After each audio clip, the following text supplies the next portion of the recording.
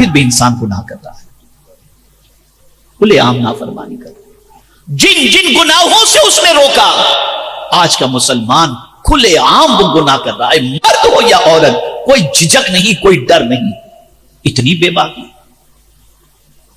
اتنی بے خوفی۔ لیکن اگر کوئی نوجوان ایسا بھی ہے جس کو گناہ کا چانس ملا، کر سکتا ہے وہ گناہ لیکن نہیں کیا، بچ گیا، ڈر گیا، کیا اس کو کوئی معمولی ثواب ملے گا؟ نہیں۔ قربان جائیے، رحمت عالم صلی اللہ علیہ وسلم کے علم غیب پر جو اللہ نے انہیں عطا فرمایا، اس کو تو سب مانتے ہیں کہ یہ حضور کی حدیث ہے، اور دنیا کے بارے میں نہیں، مرنے کے بعد آخرت کے بارے میں حضور کی یہ حدیث ہے، اور یہ خبر قرآن نے نہیں دی، حضور نے دی، اور حضور نے فرمایا، اس پر سب کا یقین کہ سرکار صلی اللہ علیہ وسلم فرماتے ہیں 7 خوش نصیب ایسے ہیں جنہیں اللہ کل بروز قیامت عرش کے سائے میں جگہ عطا فرمائے گا۔ ان میں سے ایک خوش نصیب کون ہوگا؟ وہ خوش نصیب جس کو ایک عورت نے گناہ کی دعوت دی اور اس شخص نے کہا انی اخاف اللہ، میں اپنے اللہ سے ڈرتا ہوں، اور وہ گناہ سے رک گیا۔ میرے آقا فرماتے ہیں قیامت میں اللہ عز و جل اسے عرش کا سایہ عطا فرمائے گا، عرش کا سایہ عطا فرمائے گا۔ اور قیامت میں عرش کے سائے کے علاوہ کوئی سایہ نہیں ہوگا، کوئی سایہ نہیں ہوگا۔ کیا ملا گناہ کر کے؟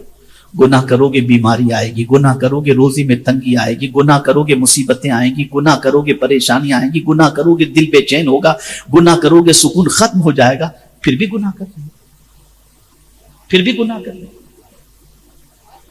پھر بھی اللہ کی نافرمانی کر رہے ہیں۔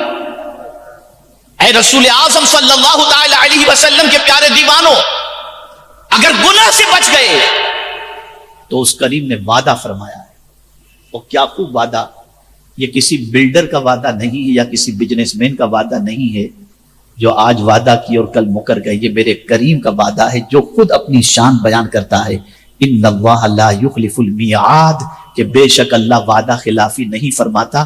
وہ کریم فرماتا ان تجتنبوا کبائر ما تنہون عنہ نکفر عنکم سیئاتکم وندخلکم مدخلا کریما۔ اللہ فرماتا ہے اگر تم بڑے گناہوں سے بچے، رک گئے، پرہیز کیا تم نے بڑے گناہوں سے، ہم چھوٹے گناہوں کو مٹا دیں گے اور عزت والے گھر میں تمہیں داخل کر دیں گے۔ اور وہ عزت والا گھر کون سا ہے؟ وہ جنت ہے۔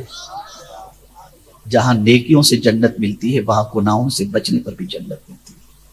آج ہم شکایت کرتے ہیں روزی بڑی تنگ ہو گئی، طبیعت یہ ہو گئی، یہ مسئلہ ہو گیا، بس ایک چیز کرو، گناہ چھوڑ دو، گناہ چھوڑ دو۔ اور جب گناہ کا خیال پیدا ہونا تو صرف اتنا سوچ لو اللہ دیکھ رہا ہے، اللہ دیکھ رہا ہے۔ وہ اللہ جس کے دست قدرت میں سب کچھ ہے، وہ پروردگار جس کے ہاتھ میں زندگی بھی ہے اور موت بھی ہے، جس کے دست قدرت میں عزت بھی ہے اور ذلت بھی ہے۔ اے رسول اعظم صلی اللہ علیہ وسلم کے دیوانوں، اللہ کے دیکھنے ہی کا تصور زندگی بھر کے لیے ہمارے اندر پیدا کرنے کے لیے اللہ عز و جل نے روزے کو فرض فرمایا کہ صبح صادق سے لے کر غروب آفتاب تک ایک تصور انسان کے دل میں ہوتا ہے، تھکا ہوا ہے، بھوک لگی ہے، پیاس لگی ہے، چھپ کر کے بھی پانی نہیں پیتا، اس لیے کہ وہ جانتا ہے میرا خدا مجھے دیکھ رہا ہے۔ اس تصور کو زندہ کرو اور اس تصور کو اس طرح سے زندہ رکھو کہ جو خدا صبح صادق سے لے کر غروب آفتاب تک ہمیں دیکھتا ہے وہی ایک ہمارا خدا ہے، اور ہمیشہ سے اور ہمیشہ رہے گا، وہ رمضان کے بعد بھی ہمیں دیکھ رہا ہے۔ اگر اس تصور کو ہم نے قائم کر لیا، اس تصور کو ہم نے زندہ رکھ لیا اور اس تصور پر ہم قائم رہے، قدم پھسلنے سے بچ جائیں گے، گناہ کی دہلیز پر جانے سے انسان رک جائے گا۔ آئیے ایک حدیث شریف عرض کر کے میں اپنی گفتگو کو اختتام کی طرف لے چلتا ہوں۔ صحابہ کی سوچ دیکھو، جو لوگ گناہ کو ہلکا سمجھتے ہیں ذرا صحابہ کی سوچ دیکھیں۔ ایک صحابی رسول اعظم صلی اللہ علیہ وسلم کی بارگاہ میں حاضر آئے، عرض کرنے لگے یا رسول اللہ صلی اللہ تعالی علیہ وسلم، مجھ سے گناہ سرزد ہو گیا، کیا میں توبہ کروں تو میرا مولا مجھے معاف فرما دے گا؟ آقا کریم صلی اللہ علیہ وسلم نے فرمایا ہاں سچی توبہ کر لو اللہ معاف کر دے گا۔ انہوں نے توبہ کی، آقا کریم صلی اللہ علیہ وسلم کی بارگاہ میں توبہ کے بعد انہوں نے سوال کیا، یا رسول اللہ صلی اللہ تعالی علیہ وسلم، جب مجھ سے گناہ ہوا تو کیا میرا مولا مجھے دیکھ رہا تھا؟ آقا کریم صلی اللہ علیہ وسلم نے فرمایا ہاں، اس سے کوئی چیز پوشیدہ نہیں، بس اتنا سننا تھا۔ انہوں نے ایک چیخ ماری اور ان کی روح جسم سے پرواز کر گئی۔ وہ لوگ جن سے چھوٹا گناہ بھی بظاہر سرزد ہو جائے تو ان کی راتوں کی نیند اڑ جاتی تھی، آج پہاڑ جیسے بڑے بڑے گناہ کر کے مسلمان ایک دم مطمئن اور فریش ہو کر کے گھومتا ہے، اسے کوئی احساس ہی نہیں کہ اس نے کوئی غلطی کی۔ جب کسی قوم کا مزاج ایسا بن جائے اس قوم کو پھر اللہ عزت نہیں دیتا۔ اب آئیے سرکار صلی اللہ علیہ وسلم کی بارگاہ میں حضرت ابو امامہ رضی اللہ تعالیٰ عنہ نے ایک سوال پوچھا، اس سوال کے جواب میں ہم خود اپنے ایمان کا جائزہ لے لیں اور سوچیں کہ ہم کیسے مومن ہیں۔ حضرت ابو امامہ رضی اللہ تعالیٰ عنہ نے حضور صلی اللہ علیہ وسلم سے دریافت کیا، مل ایمان یا رسول اللہ صلی اللہ تعالی علیہ وسلم، اے اللہ کے رسول صلی اللہ علیہ وسلم ایمان کیا ہے؟ تو آقا کریم صلی اللہ علیہ وسلم نے فرمایا، اس حدیث کو زندگی بھر یاد رکھنا، زندگی بھر۔ آقا کریم صلی اللہ علیہ وسلم نے فرمایا، اذا سرتک حسنتک وساءتک سیئتک فانت مؤمن، جب تیری نیکی تجھے خوش کر دے اور تیرا گناہ تجھے بے چین کر دے بس تم مومن ہے۔ نیکی کر کے خوش ہو جا، اور اللہ نہ کرے کبھی گناہ ہو جائے تو تیری طبیعت بے چین ہو جائے، مجھ سے غلطی ہوئی کیسے، میں اپنے رب کو کیسے منہ دکھاؤں گا، بے چینی پیدا ہو جائے گناہ کرنے کے بعد، تو میرے سرکار صلی اللہ علیہ وسلم فرماتے ہیں تو مومن ہے۔ میں پوچھنا چاہتا ہوں کتنے لوگ ہیں جو گناہ کرنے کے بعد بے چین ہوتے ہیں؟ کتنے لوگ؟ آج ہماری نوجوان نسل تباہ ہو رہی ہے، برباد ہو رہی ہے۔ یہ مسلم اکثریتی علاقہ ہے، ذرا اپنے نوجوانوں کا جائزہ لیجئے، اپنے بھائیوں کا جائزہ لیجئے۔ ایک بڑی تعداد کے اندر نوجوانوں کی حاضری یہاں پر ہے۔ میں اپنے نوجوان بچوں سے، بھائیوں سے گزارش کروں گا، گناہ کر کے کوئی فائدہ نہیں، توبہ کر لو، اللہ سے معافی مانگ لو، اور میرا کریم بہت معاف کرنے والا ہے، اور نوجوان توبہ کرنے والے سے تو اللہ محبت کرتا ہے۔ اگر کوئی جوان توبہ کرتا ہے تو اللہ اس توبہ کرنے والے سے محبت کرتا ہے۔ اللہ کے ہو جاؤ، اس کے رسول صلی اللہ علیہ وسلم کے ہو جاؤ۔ آپ ذرا سوچو، ہم رات بھر گناہ کریں اور حضور صلی اللہ علیہ وسلم رات بھر ہمارے لیے رو رو کر دعائیں کریں، پھر بھی ہم گناہ چھوڑنے کو تیار نہیں۔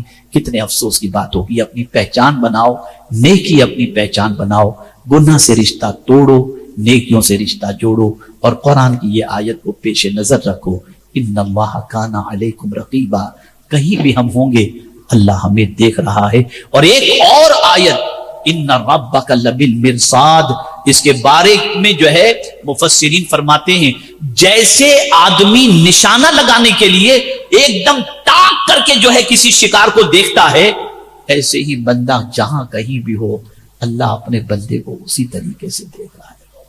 کہاں چھپیں گے ہم؟ کہاں چھپیں گے؟ میرے بھائیوں، میری بچیوں، اس تصور کو دماغ میں بٹھا لو، ہمارا مولا ہمیں دیکھ رہا ہے، مولا دیکھ رہا ہے۔ لوگوں کے خوف سے گناہ سے بچتے ہو، اللہ کے خوف سے گناہ سے بچو۔ اگر اس کے خوف سے گناہ سے بچ گئے تو اللہ اکبر، عبادت کر کے ایک جنت ملے گی، اور اس سے ڈر کر گناہوں سے بچ جانے پر 2 جنتیں وہ عطا فرمائے گا۔ وَلِمَنْ خَافَ مَقَامَ رَبِّهِ جنتان۔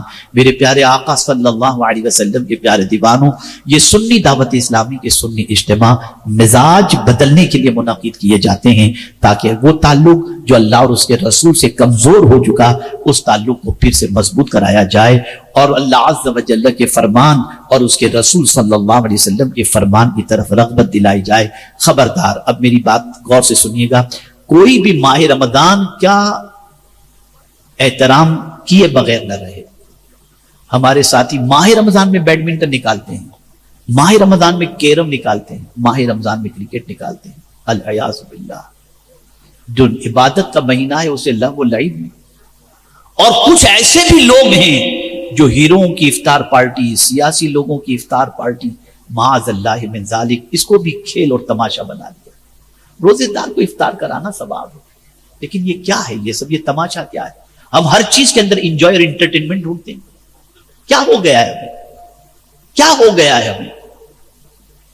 اب یہ آیت پیش نظر رکھیں وہ لوگ جو ماہ رمضان کا احترام نہیں کرتے. قرآن فرماتا ہے وَلَئِن كَفَرْتُمْ إِنَّ عَذَابِي لَشَدِيدٌ, جو میری ناشکری کرے گا, میری نعمتوں کی ناقدری کرے گا, بے شک میرا عذاب سخت ترین ہے, سخت ترین اس کا عذاب. تو ماہ رمضان کو تلاوت سے مسجدوں کو آباد کرو, گھروں کو آباد کرو, گناہوں سے بچو, ناچ گانے باجے تماشوں سے بچو, رات بھر ٹی وی ویڈیو سے اپنے آپ کو بچاؤ. آپ اگر سوشل میڈیا استعمال کرتے ہو بقدر ضرورت, باقی اپنا قرآن سے تعلق, عبادت سے تعلق, مسجد سے تعلق, ریاضت سے تعلق, توبہ و استغفار سے تعلق بڑھا دو. اس لیے کہ یہ مہینہ اتنی عظمت والا مہینہ ہے کہ اس میں اللہ چاہتا ہے کہ بندہ اللہ سے کنیکٹ ہو جائے, اس کے رسول سے کنیکٹ ہو جائے, عبادت سے کنیکٹ ہو جائے, تاکہ اس کی دنیا بھی سنور جائے اور آخرت بھی سنور جائے. میں امید کرتا ہوں کہ ان چند کلمات خیر کو آپ عملی جامہ پہنائیں گے انشاءاللہ, اور جو کچھ میں نے کہا اللہ اس پر سب سے پہلے مجھے عمل کی توفیق عطا فرمائے, اور ساتھ میں آپ سب کو, یہاں کے نوجوان, یہاں کی جو مسلم جماعت ہے جنہوں نے اس اجتماع کی آرگنائز کے اندر سپورٹ کیا ہے اور ساتھ مل کر کرنے میں, ان سے گزارش کروں گا اپنے محلوں کا بھرپور جائزہ لیں. کہیں بھی کوئی بچہ رمضان میں بیڈمنٹن کھیلتا ہو